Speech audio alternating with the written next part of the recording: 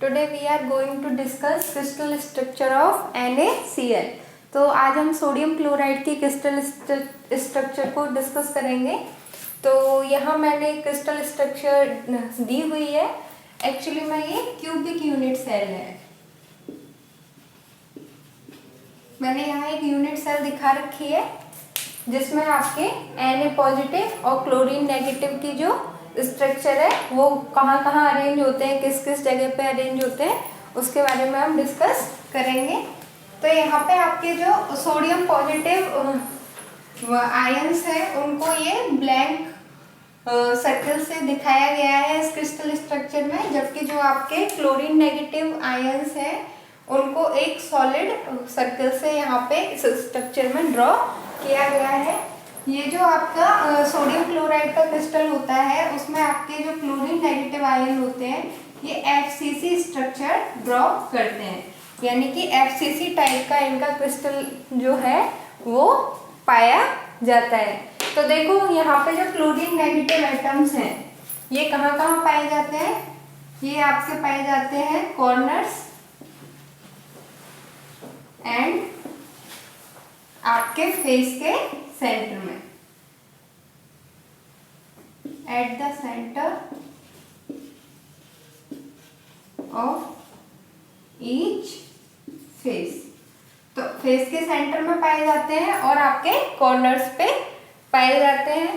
तो अगर हम इसमें number of particles, number of chlorine atoms देखें, number of chlorine negative ions की अगर हम बात करें तो एक यूनिट सेल में, इन वन यूनिट सेल, तो कितने आएंगे आपके 1/8 इंटू 8 प्लस 1/2 इंटू 6।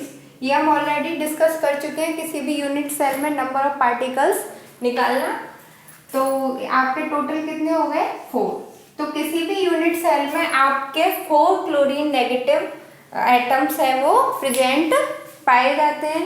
जबकि अगर मैं सोडियम पॉजिटिव एटम्स की बात करूं तो ये आपकी जो कहाँ पाए जाते हैं, ये आपके एट द सेंटर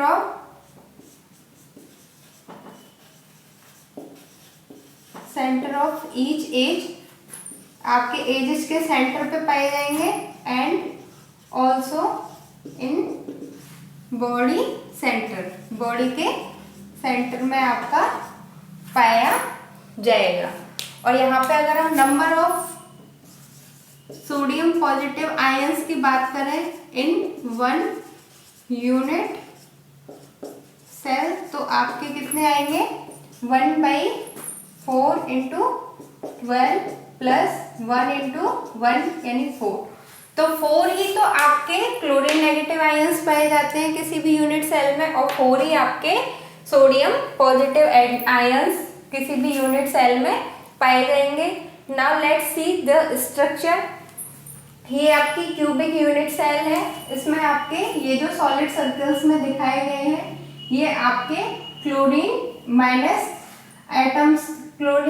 एटम्स है, आयंस है, जो कि आपके फेस के सेंटर में है और आपके कॉर्नर्स पे, ईच कॉर्नर्स पे है। तो टोटल कितने हो गए आपके 1 2 3 4 5 6 7 8 9 10 11 13 14। तो टोटल अगर मैं बात करूं तो टोटल 14 आपके क्लोरीन नेगेटिव आयंस एक यूनिट सेल में हो गए। और अगर मैं सोडियम पॉजिटिव आयंस की बात करूं तो 1 2 3 4 5 6 7 8 9 10 11 12 13, टोटल 13 आपके सोडियम प्लस आयंस किसी भी यूनिट सेल में पाए जाएंगे। इस तरह की आपकी इसकी क्रिस्टल स्ट्रक्चर होगी। आगे हम बात करते हैं कि क्रिस्टल स्ट्रक्चर आपकी ब्रैग इक्वेशन से हम जालक तलों के बीच की दूरी निकाल सकते हैं। तो वो किस तरीके से निकाली गई है, किस ऑर्डर का इनका डिफ्रैक्शन आता है। तो सोडियम क्लोराइड के लिए आपका जो 3 प्लेन डिस्कस किए गए हैं उनमें आपका जो है D 100, D 110 एंड D 111। ये 3 प्लेन्स आपके मैंने लिए और इनसे मैंने एक्सरे डिफ्रैक्ट की और एक्सरे डिफ्रैक्ट करके थीटा की वैल्यू इनकी आती है 5.9 डिग्री। इस प्लेन के लिए आपकी थीटा की वैल्यू आती है 8.4 डिग्री और इसके लिए आती है 5.2 डिग्री। तो ये आपकी थीटा की वैल्यू आ गई इन करस्पॉन्डिंग प्लेन्स के लिए। अब यहाँ पे हम जालक तलों के बीच की दूरी निकाल लें तो क्या है, आपका फॉर्मूला क्या है, D equals to sine 2D sine theta equals to n lambda. तो आपके ये जो वैल्यूज है इनमें n की वैल्यू क्या है 1, बिकॉज फर्स्ट ऑर्डर का डिफ्रैक्शन हमने प्राप्त किया है। फर्स्ट ऑर्डर डिफ्रैक्शन के लिए आपकी जो थीटा की वैल्यूज है इन प्लेन्स के लिए दी गई है।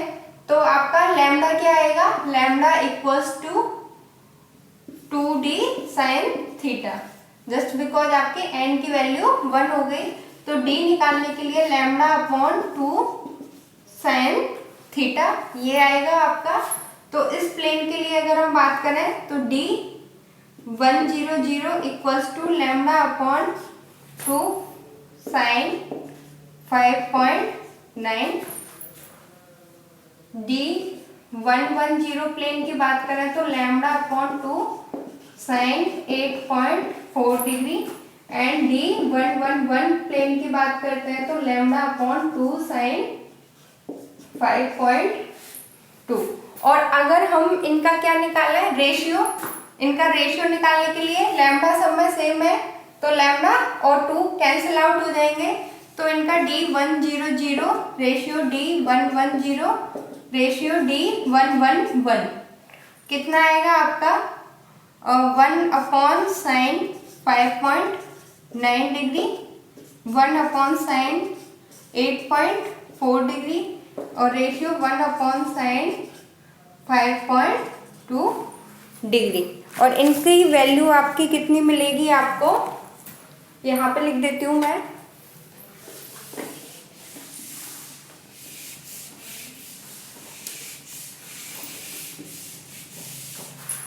इनकी वैल्यूज आपको मिलेंगी 9.731 रेशियो 6.844 रेशियो 11.04 और इनका रेशियो आएगा 1 रेशियो 0.704 रेशियो 1.136 इनका रेशियो हमको मिलता है। तो ये जो आपका रेशियो होता है वो FCC के अकॉर्डिंग होता है, FCC क्रिस्टल स्ट्रक्चर के अकॉर्डिंग इनका रेशियो मिलता है। इसलिए ये जो आपका Na पॉजिटिव और Cl नेगेटिव जो आपका क्रिस्टल होता है वो FCC टाइप का क्रिस्टल होता है।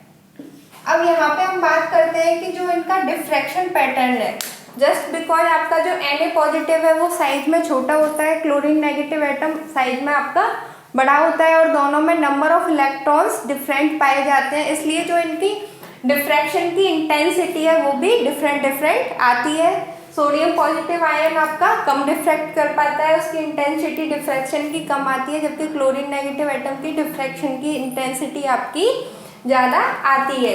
जबकि हम KCl क्रिस्टल की बात करते हैं तो KCl क्रिस्टल आपका सेम जैसा आपका NaCl का क्रिस्टल होता है वैसा ही होता है।